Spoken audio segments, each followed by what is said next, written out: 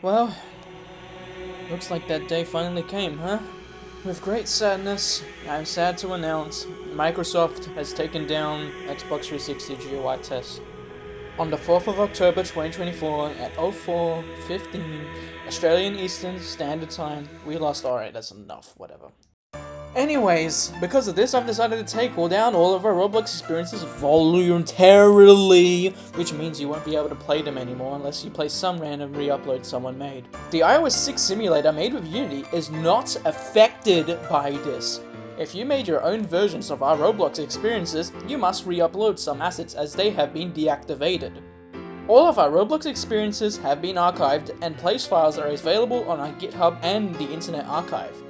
Our website also has been updated to show this, with a note and video on every page explaining why the experience is no longer available.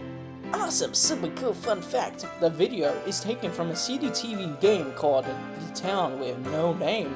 It even displays on older browsers. Anyways, that's all for now. You'll see more of the iOS 6 simulator in Unity and the website on this channel, as I have no reason to work on our Roblox experiences anymore.